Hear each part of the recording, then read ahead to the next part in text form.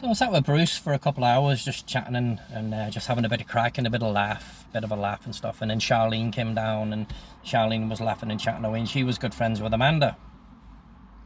So I didn't know if Charlene was the type to carry gossip, so I kind of bit my tongue, and me and Bruce kind of changed the subject a little bit away from Carl. Obviously, Bruce didn't want to be pulled into anything and get tarnished with any stories and stuff. So we just changed the subject, and Charlene was asking, how I was liking Belize, and I just said, yeah, it's really good. And she was asking how the out island trips are going, and I just said that they were absolutely fantastic.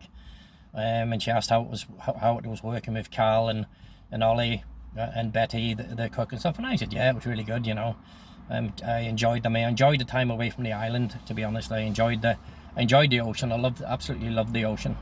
I loved the atolls, Turnef Atoll, and the Blue Hole Atoll. Absolutely just loved them.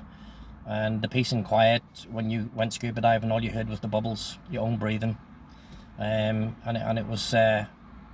I suppose it was for me the next thing as close as being in heaven. It was just absolutely brilliant when you were just floating along and just enjoying the sights. There was nothing like it. So after a couple of hours of chatting and having a bit of crack, more of the locals would come by, and they would clean up around Bruce and Charlene's bar, make sure that the area was clean. Go in and clean the toilets for Bruce and Charlene, just clean everything down and just make it look really spick and span. And then the guests from the hotels who had their favourite spots would go to their favourite little bars and little breakfast places.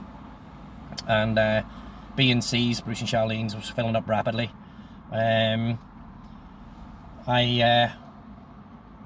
went back to the Manta 4, made a cup of coffee at the dive centre, and I just chilled out for a little bit. And then before I knew it, it was lunchtime, and I wandered into town, and there was a little bistro, a little hole in the wall that did a phenomenal chicken sandwich. And I got a couple of chicken sandwiches, and I found a little spot on the beach, just down near Ramon's, and I just sat down and just ate my sandwiches and just watched the world go by. Still had the guilty feeling of shitting on Dave. It was weighing very heavily on me, even though Dave had given me his blessing and his encouragement to get off the island for a while and just go up to Miami with Andy and just do something different. And even though in my heart I really needed to do that, I just needed to get away for a bit and experience something new, and I still weighed heavily on me. And it was eating my soul, to be honest. But I knew that it wasn't going to be forever. But I just needed to break. My head was just about to pop. I was afraid of losing the plot that much that I'd probably actually kill somebody. I could just feel everything just riding on my shoulders and stuff. So I passed a couple of locals passed me. One of them was very hungry. Two little kiddies that were very hungry, and I had still had one big sandwich. They're about the size of a 12-inch sub. And I gave them one broken half and gave it to them, and they kind of went away laughing and smiling. And I had a couple of dollars on me, as far as I can remember. I think I had 20. I think it was 20 Belize, and I gave them, split it in half and gave it to them, and off they went.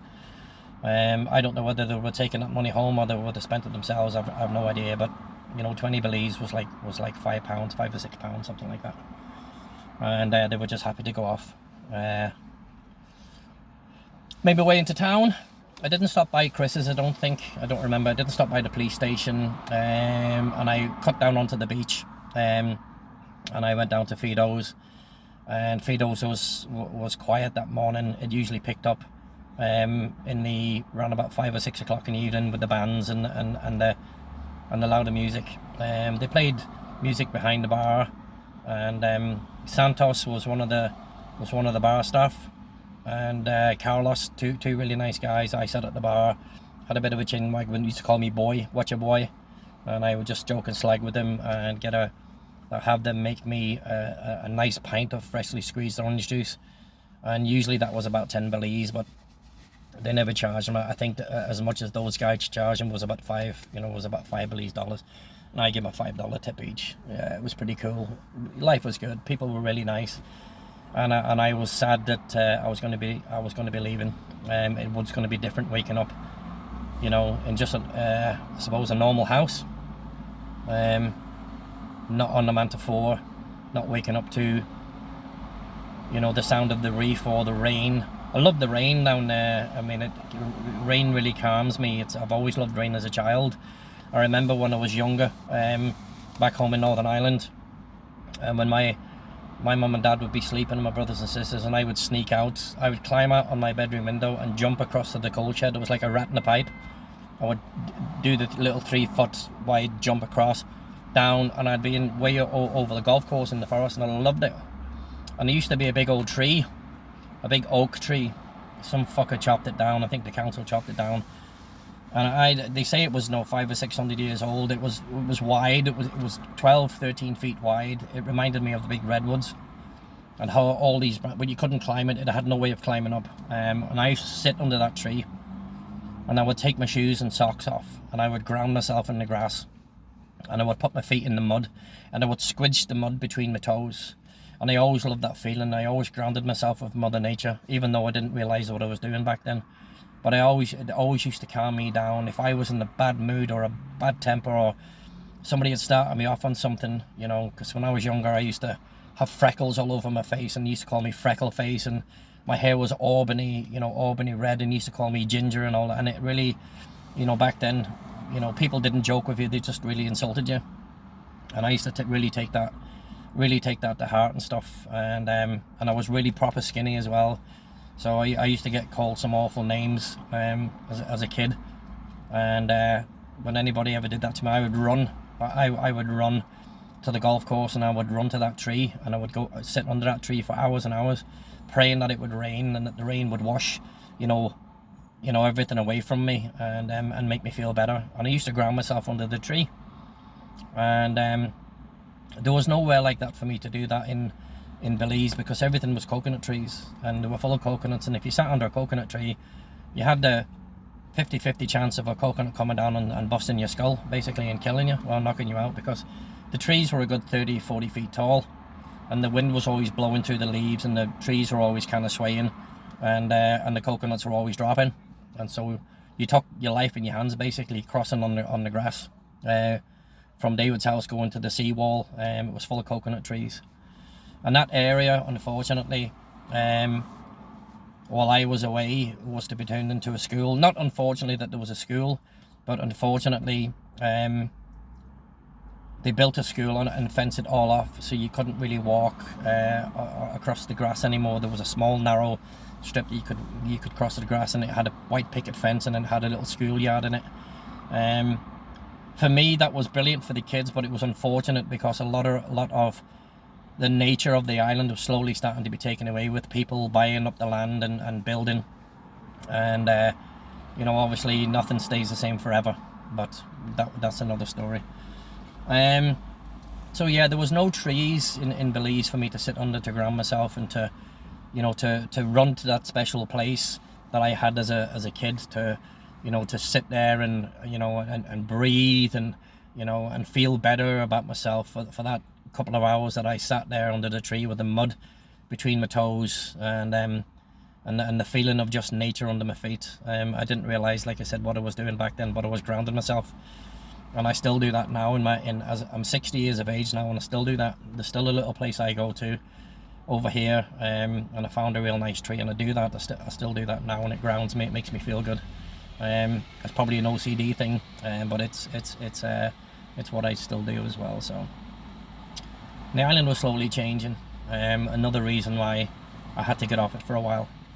But life went on, and the day slowly crept in, and 7 o'clock crept up on us, and I was dreading going up to the restaurant. I hadn't seen Sue in a few weeks. We hadn't fallen out, we haven't had any bad words. The way that she'd been treating David just didn't sit well with me. And Sue really didn't give a fuck at the end of the day, you know what I mean? She didn't care about nothing but herself. She didn't care about the money she was making. She didn't care about her rich American friends. She didn't care about anything except her little clique. And I didn't like that. By this time, working up in a hotel was a girl called Fiona. And Fiona was absolutely gorgeous. She was half Chinese, half white, and she was Amanda's sister. And I hadn't met Fiona, and she was up at college in Colorado. She'd been living up in college, and she went up there and she did a degree in business marketing and hotelier, whatever, restaurant, whatever it was that she'd been doing. And so she was up doing that, and then I went up and she's standing in the restaurant. And I was actually quite struck when I seen her. She was a lovely looking girl, and she thought I was a guest coming in to book a table for like is it, you know, can I get your name please, sir? Do you have a booking? And I says no. I says, I'm Dave's cousin Colin. Oh, you're Colin. Oh, okay. Yes, Dave's at the bar, you know, he's expecting you. And I was like fucking all taken back by this, and so I just walked in and sat down, and Dave was eating. He was already eating. I'd put a pair of jeans on that night, and a white shirt, and made a bit of an effort rather than going up in a t-shirt and a pair of ripped shorts and bare feet. And so I went up anyway, and I was sitting at the bar, and the bar was kind of shaped like this and then all the way down, and me and Dave sat in the corner beside the toilets. So Dave was eating, and I could tell that there was something wrong. He just didn't seem himself. And I asked him, I says, you know, what's wrong, Dave? And he didn't say nothing. So I just automatically knew that Sue probably kicked off about something, and I just fucking instantly regretted being up in the restaurant.